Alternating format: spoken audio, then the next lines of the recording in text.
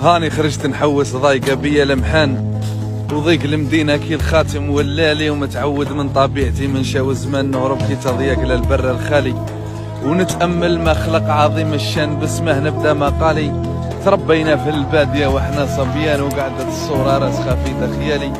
كي نتفكر هيوة تاع العقل النسيان نتفكر فيها الشباب الغالي، رحالة كل فصلة وكان موالة والمال عزر حالي،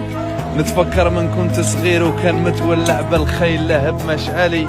افراسات مهار وحصن زينب دانت هذا يلعب ذاك يرضع هذا فالي، وتشوف الخيل مصدرة شهو القومان وزويجة من هالبارود يصالي، ويلعبوا بسبع مكحل كاين فرسان ويسل السكين والعود يشالي، وتكلم ربي سبحانه للخيل في القرآن وحده ولا شريك ولا آلي، وبعد الركوب يزين للإنسان العادية تزيد وصل وقرالي، وسبحانك يا جعل من الخيل الوان دقة في التصوير صنعك مثالي. هاني خرجت نحوس ضايقة بيا لمحان، وضيق المدينة كي الخاتم ولالي، ومتعود من طبيعتي من شاو الزمان نهرب كي تضيق للبر الخالي،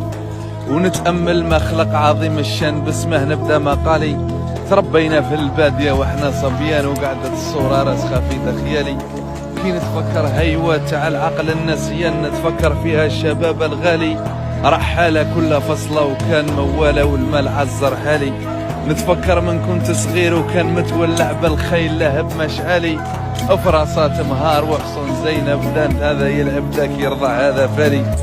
وتشوف الخيل مصدرة شهو القومان وزويجة من هالبارود يصالي،